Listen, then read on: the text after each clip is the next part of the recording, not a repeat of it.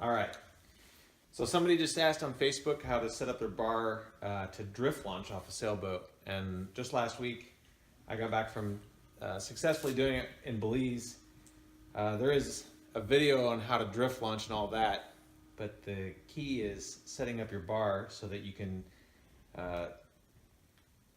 basically launch the kite with the bar without having to run your lines all over the sailboat and make all the other guests uncomfortable.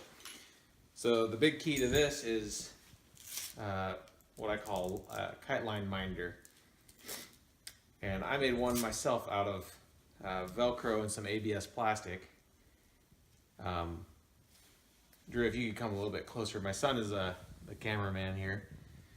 If you can come a little bit closer, you can see that basically I run my lines through these 4 holes, and then I'll close that up. And then that will help maintain the orientation of where the lines are once I get the lines situated. So I'm just going to kind of go through it real quick here, and I'll show you how to set this up.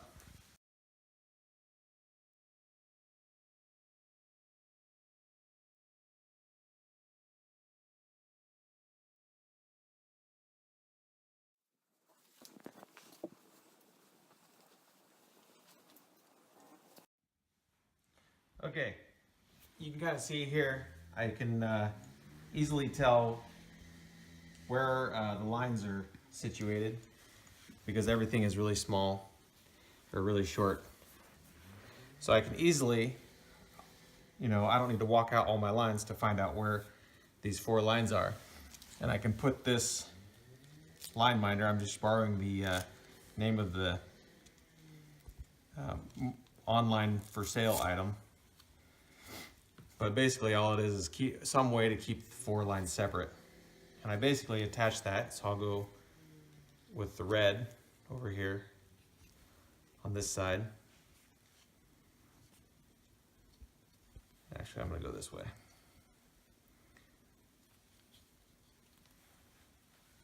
And I put a power line, or the front lines, through. And then the other outside line. Now that I've got those in there, this is going to be just like walking out your lines on the beach. I'm going to close this Velcro across, and now there's no way those lines can get mixed up. So when I drift launch the kite to the back of the boat, they should all be straight. So I can just set this down out of the way.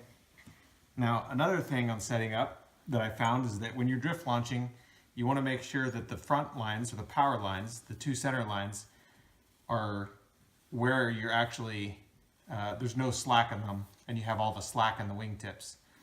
Because if the wingtips, the steering lines, have some tension in them, it's going to turn your kite while you're drift launching back. So what I found is, if I do like 3 loops across the back of the bar with the power lines, or the front lines, that makes sure that those are shorter than the steering lines when I start drift launching. So I'm going to go 3 times across, and I can still see that my power lines go to the middle there.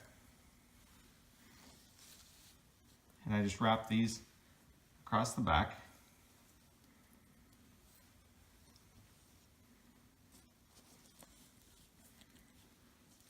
And I still have the red on the left.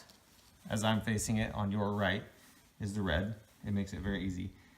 Now I just collect the lines, the rest of the lines together.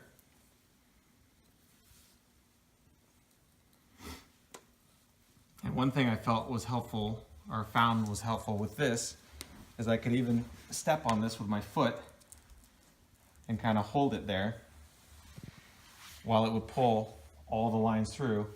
And I'm just going to wrap the lines up around the bar as normal, and they're just going to go through this ABS plastic and Velcro line minder that I made, and keep them completely straight all the way to the end.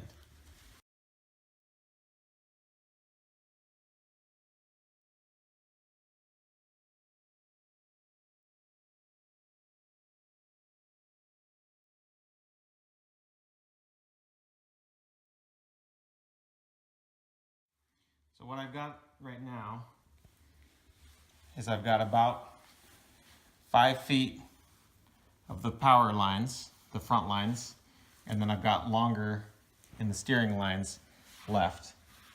That's plenty of room to be able to attach my bar to the kite on the boat. So what I'm going to do is now I'm going to take this and I'm going to wrap it around the bar and tighten that Velcro so it never rotates.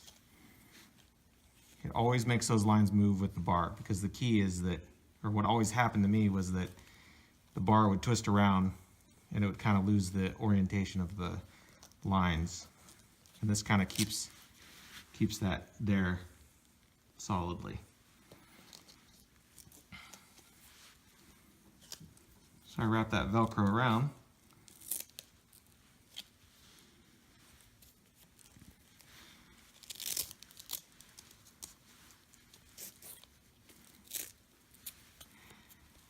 Now what I have is, this is what I'm going to take to the boat.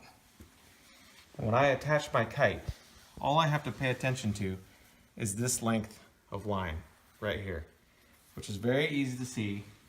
I grab the blue line and I go out to the steering blue line, and I can attach it to one of the tips, the leading edge. And of course this is all with the nose, or the leading edge is going to be down in the water. And there's my right power line, my left one, and then my other steering line